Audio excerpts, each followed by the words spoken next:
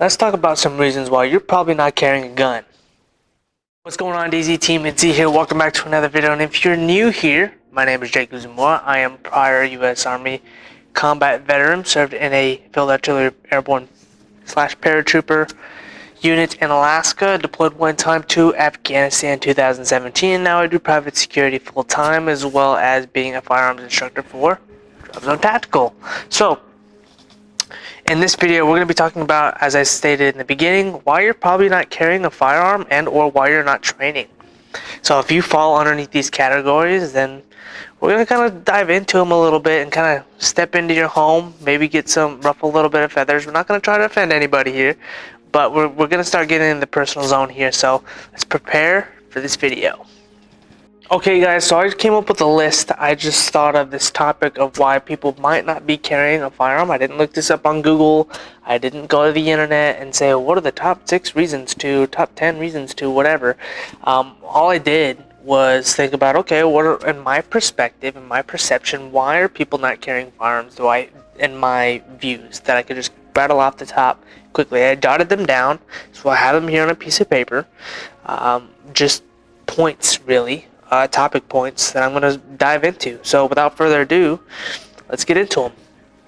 So the first point that I have is why people might not be carrying a firearm, and you might not be carrying a firearm, is the intimidation and fear factor of carrying a firearm, right? I'm scared about carrying a loaded firearm on my hip or in my purse or X, Y, and Z. There's so many accidents. I've seen videos of people shooting themselves, shooting walls, shooting doors unintentionally, whatever the case may be. And what we're not really paying attention to is the bright side, the stuff that doesn't get filmed because it's not cool. It's safe gun handling. You see somebody shooting a gun, right? Like, not everybody wants to see the same thing of guns being shot safely. It's just not appealing to the eye and entertaining to watch all the time. But be very honest, right? People want to see and film in bad incidents and film all that stuff to, one, because it grabs your attention. Oh my god, this really happened, right? It's a shock factor. So now constantly watching that, you become ingrained essentially into the point where now you're a little bit intimidated and a little bit fearful. Same thing when people jump out of airplanes for skydiving. You see a lot of videos, a lot of people doing it. Some people pass out, some people are freaking out, but the moment they jump out, most people say that it is the best thing in the world that they've ever done, because it's jumping out of that fear, jumping out of something that they thought was fearful, but it's not.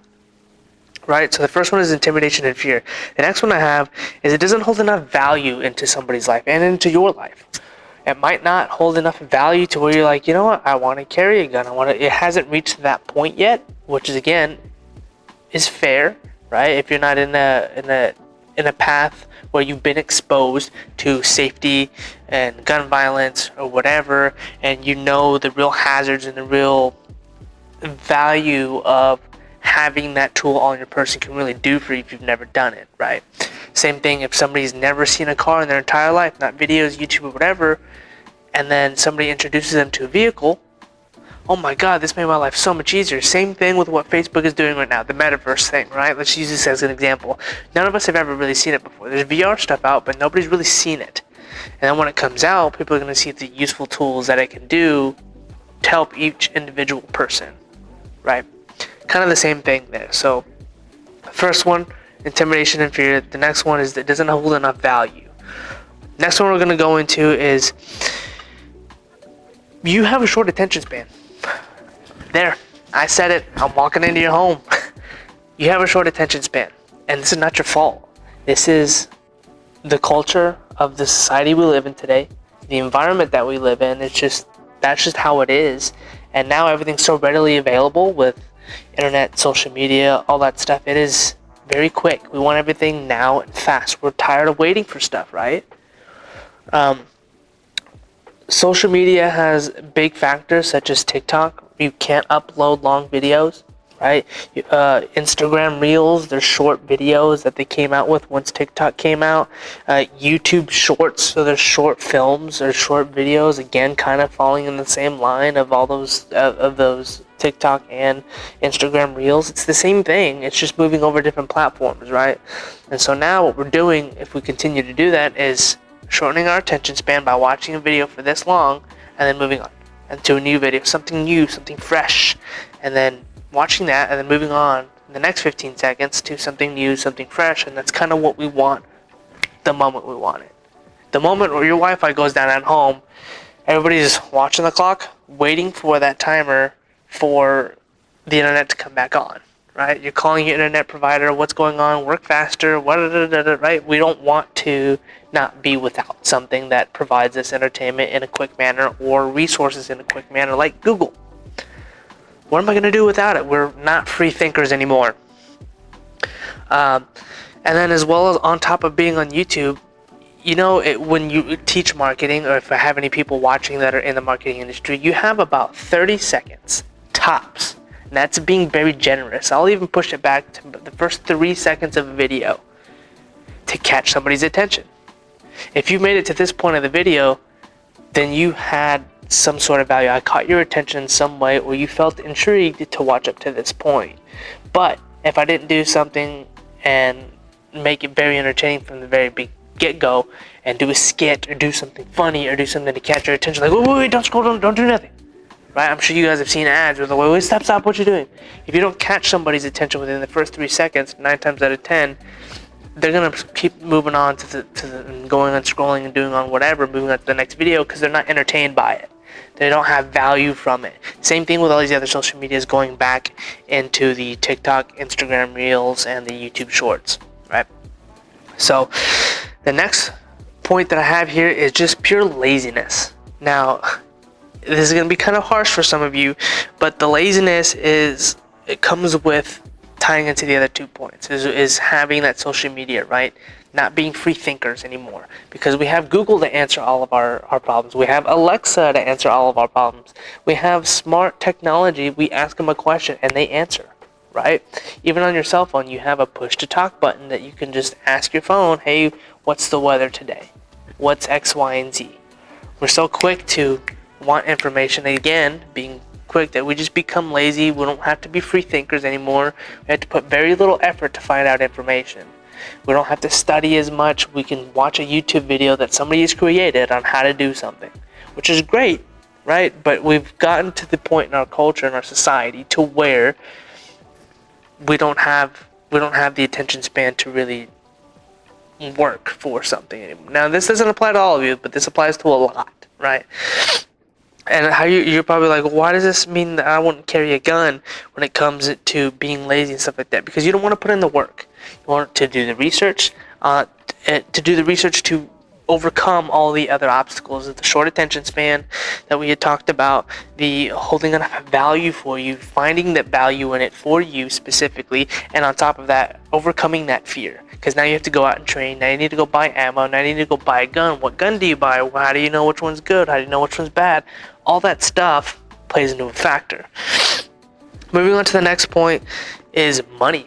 Some of you just straight up can't afford it, and that's totally fine. Everybody's in different financial situations. Some people have 1,000,001 guns, and some people can't even afford one, right? Or have had one since that was a hand-me-down that their grandfather had given them, and that's all they've ever owned. Fair. I'm not harassing anybody for that. Cool. We all start somewhere, right? Moving on to the next point, I want to say is your circle, aka your environment, right? So when I mean your circle is the people you surround yourself with, and your environment of where you work, the videos that you watch on social media. Are they influencing you because they have your ear? If you allow someone to enter your ear and have your ear, like if you're watching this video up to now, I have your ear. You're allowing me to speak to you. I have your ear. Now, if you're watching another person on video and they're influencing you by this and this, or you just hear it repetitively of the same topic or the same general type of culture, general vibe of somebody, you can kind of tell whether or whether not they would want to carry a gun or not, or their stance on it for the most part. It's not 100% vetted, right? Like you can get it 100% of the time, but for the most part, you can kind of make your own decision making based off of the environment of the videos you're watching and the person that you're watching. So subconsciously, now you're becoming part of them. The more you surround yourself with your friends, The more you surround yourself with specific individuals that have specific traits, you now begin to adapt and take some of those traits that you like and put them into your own life. Some saying that somebody said that was really funny, now you start using it. Or a big word somebody said, and you're like, I want to use that now. And you take that, you pull it onto them. Now you're encompassing yourself in that environment, right? So again, your circle, aka your environment, be very careful of who has your ear and what you're doing with that to influence you and to, again, cloud your judgment because you're the free thinker, right?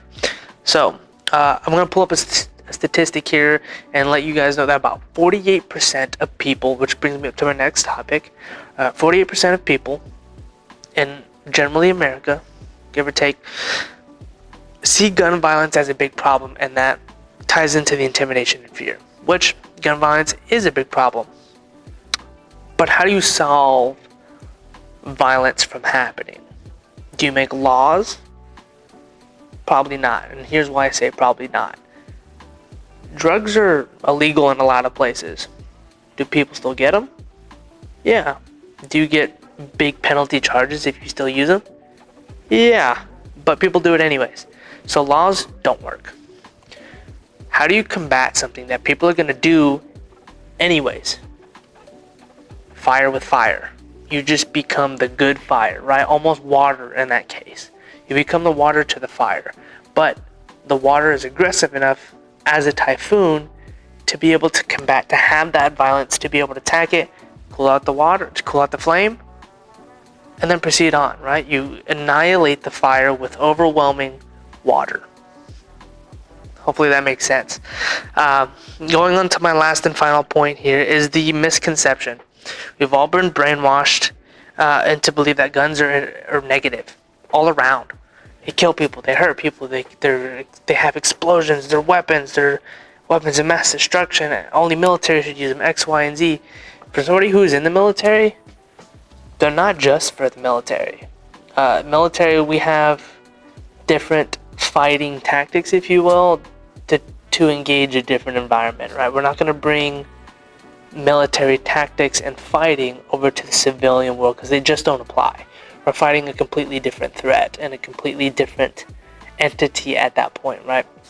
So when we bring stuff like my business here, Dropzone Tactical, brings it to the civilian side, we cater it more towards the everyday person, to the okay, because for example, right, let me bring this up. In the military, if we're being shot at in Afghanistan, let's just throw Afghanistan out here, and they're shooting at us somewhere in the hills over there, guess what I don't see? Exactly where they're shooting me from. There's too far a distance, but we're taking pop shots, so guess what I'm going to do? I'm going to shoot in that general direction. Am I hitting anything? Probably not, but dirt and rocks. But what I'm effectively doing is creating some sort of fire back. So hopefully it allows me to move. Hopefully it allows me to get them to get their heads down, take some sort of cover, or move so I can see. Now what you're going to see in the average day civilian world is more people coming up to you and having a conversation, arguing with you, push you, maybe shove, and then coming with a gun or coming with a knife.